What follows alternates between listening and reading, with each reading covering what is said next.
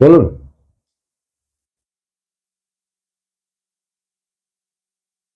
જય માતાજી. હવે હું તમને એક ગુપ્ત વાત કહેવા માંગુ છું. દેવગતિ, શક્તિગતિ, દિવ્ય ગતિ અને આ આરાધ, આ બધા છે એનું મૂળ ક્યાં જાય? આત્મજ્ઞાન બાજુ. આત્મજ્ઞાન કોને કહેવાય? અંદરથી જે ઉગતું હોય ને ગુરુમુખી, એને આત્મજ્ઞાન કહેવાય. એની માટે શું હોય કે અમે આમાં ફોટા પાડેલા છે, મારી પાસે જે આરાધ છે ને એના ફોટા પાડેલા છે, બતાવું. ભૈરવી કુચી, એમાં શું કીધું છે કે ઓમ ગુરુજી મહાકાલ પુરુષ ઓમ સોહમ તારા તેજો મેં તેજ મહાતેજ તમારા અણી કણી નવદ્વાર માં છે શૂન્ય કારા હરદમ ખોલે કાલ નિરંજનના દ્વારા તેજ પિંજર ધરો ધરી શબ્દ સુરતે ભાઈ જાના કાલ નિરંજન અલખ પુરુષ નિત નિરંતરે દર્શે દસમે દ્વારા क्या आए 10वें द्वारा काल पुरुष की घटिका जो कोई जाने ये जोगी साधक महापद ने माने 10 द्वार नहीं शब्द के सुनकारा महाकाल पुरुष का वहां है द्वारा काल निरंजन शब्द भय पूछी ताला तेना बोल खोल गुरु गोरक्ष नाथ जीए कहिया सुनो बाली नाथ जो कोई समरे पशु प्रभात सूर्य बेला काने जो कोई समरे ध्याने काने जो कोई समरे संध्या बेली में महाकाल पुरुष निरंजन कुची संध्या बेली में महाकाल पुरुष निरंजन कुची काल भैरव कुची आराध तेनी साथे रहे सिद्ध 84 नव नाथ तेनो आराध करे पूरो नव दुर्गा नवनाथ काल निरंजन आराध संपूर्ण भयातो गादिये बेसी आदि नाथ जीए गोरक्ष नाथ जी ने गुपत जुपत ये शब्द वचन सुनाया श्री महाकाल भैरव पुरुष को आदेश आदेश आदेश હવે આમાં માણસો કહે છે કે ભાઈ આત્મજ્ઞાન નોખું, દેવગતિ નોખી, પણ આ બધું આત્મજ્ઞાન બાજુ વળે. આ બધું કરી આત્મજ્ઞાનમાં જ આપણે ઇન્વોલ્વ થવાનું છે. મારી વાત સમજાય છે ને? આ બધા પગથિયા છે, સ્ટેપ બાય સ્ટેપ. શક્તિનો આરાધ કરવાનો, પછી શક્તિનો આરાધ કરી પછી શક્તિનો આપણે આધાર મળી જાય. આધાર પેલા આરાધ કરવાનો, પછી આધાર મળી જાય. એ આધારથી આપણે સ્ટેપ બાય સ્ટેપ ઉપર ચડવાનું હોય. કોઈ વિલ પોતાના શરીરના વિલ પાવરથી કાંઈ પ્રાપ્ત થવાનું નથી.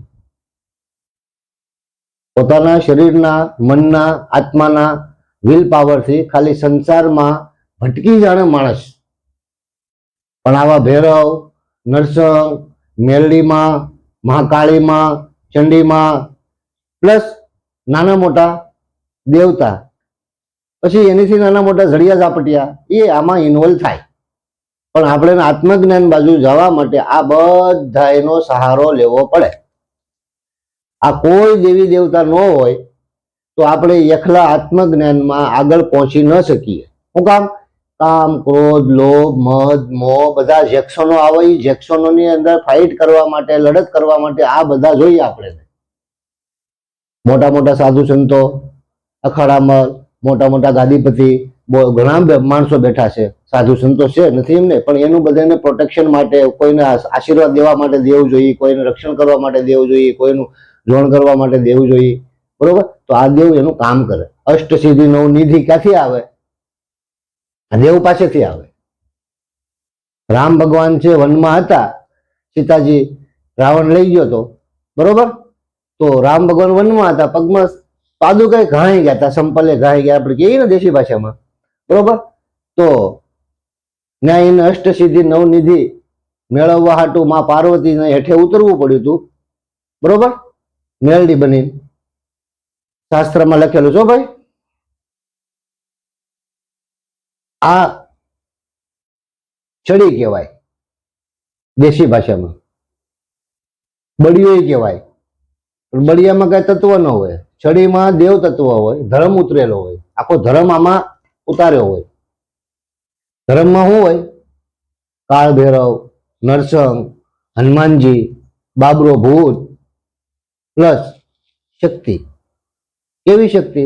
મેલડીમાં મહાકાળી, ચંડી, બરોબર, આદશક્તિ. પછી એની બધી રક્ત પિશાચણી હોત હોય હારોહાર, બરોબર.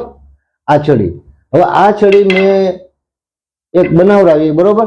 તો અત્યારે મને શીશમ લાગ્યું, મેં શીશમનો વરાએ બનાવી, પણ આ શીશમ નથી, આ ખેરનું લાકડું છે. ખેરના લાકડામાં દેવ ઉતરે ને ધર્મ ઉતરે ને, બરોબર. એને ઓનલી ફોર શીશમ જોઈ, બરોબર. એટલે આ છડીમાં ધર્મ ન ઉતાર્યો મેં. પછી મને ખબર પડી કે ડુપ્લિકેટ લાકડું છે અને આ અહીંથી બધી બાજુથી ફાટી ગયું, જો ફાટી ગયું, તવડા પડી ગયા. આને આજીવન રાખવું પડે. છોકરાના છોકરા, એના છોકરા જ્યાં લગી આમાં માનતા હોય ત્યાં લગી રાખે, બરોબર. જેમ કે જલારામ બાપાનું કેમ દંડો જોડી હોય, એવી રીતે સીપીઓ કેમ બાબા સાધુનો હોય, બરોબર. એમ ધર્મમાં આ છડી આવે. છડીની અંદર લાસ્ટ સ્ટેપ હોય. નાનેથી મોટા થઈ ગઢા થઈ જાય, કેવું હોય એવી રીતે ધર્મ પણ નાનો હોય, પછી મોટો થાય, પછી ગઢો થાય, પછી ઠેઠ પાર પહોંચી જાય. ત્યારે આ છડીની અંદર દેવનું ધર્મ આખો ઉતારવો પડે. એને માટે સાધુ સંતો, મહંતો, મોટા ઋષિ મુનિઓ આ છડી બનાવે, પાહા રાખે. શું કામ? આની અંદર ધર્મ ઉતારે. ઘણા સાથે આવો આના ખોલીને આની અંદર ગુપત્યું બનાવે, તરવાર બનાવે, એવું નહીં. આમાં ભગવાનનું, માતાજીનું તત્વ આમાં ઉતારે. ભૈરવ, નરસિંહ, હનુમાનજી, બાબરો ભૂત, XYZ દેવ હોય, એ દેવી તત્વમાં આખો ધર્મ ઉતરી જાય, બરોબર. તમામ ધૂણવા વાળા, નાના મોટા, બરોબર, બધા ઉતરી જાય. પછી છડીની અંદર બધા ઉતરે, એટલે આ અલખ નામ થઈ જાય આખું છડી. એટલે આમાં તમામ વસ્તુની સિદ્ધિ આવી જાય. પછી આ મેં બીજા ભાઈ એક હતા અમારા સેવક, એને કીધું કે ભાઈ આ છડી દાદા આટો લઈ જાવી, એટલે આ છડી બનાવે. શીશમનું લાકડું ઉભા બનાવી, બરોબર.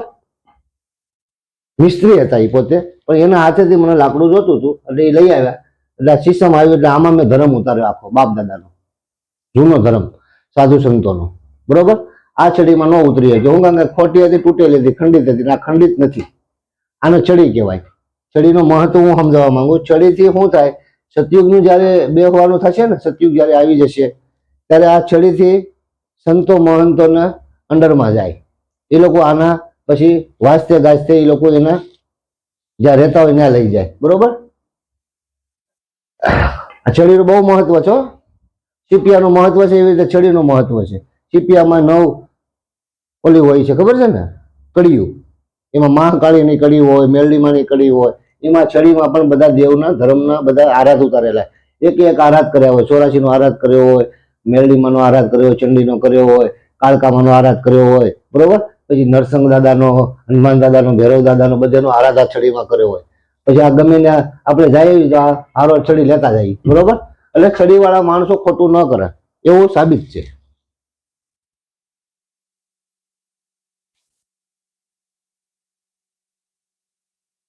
આ એક અદ્ભુત કહેવાય હો છડી. એટલે ચંદનની, સુખડની છડી ન થાય, બાવળના લાકડાની છડી ન થાય, બરોબર, ખેરની છડી ન થાય.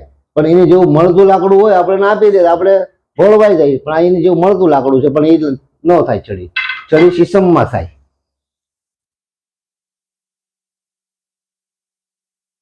અને એ આગમવાણીમાં કીધેલું છે છડીની વાત.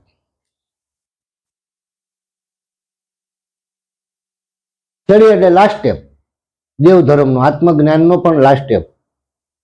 મને કેમ કહેવાય? સમર્થ માણસ છે, સમર્થમાં આ વસ્તુ આવે. અને સમર્થ આ વસ્તુ આવ્યા પછી આમાં ધર્મ ઉતરે, પછી સમર્થ થાય. છેલ્લો સ્ટેપ. માણસ જન્મ ત્યાંથી સ્ટાર્ટ થાય, મરે ને પૂરું થાય. એવી રીતે ધર્મનું છેલ્લો સ્ટામ છડી.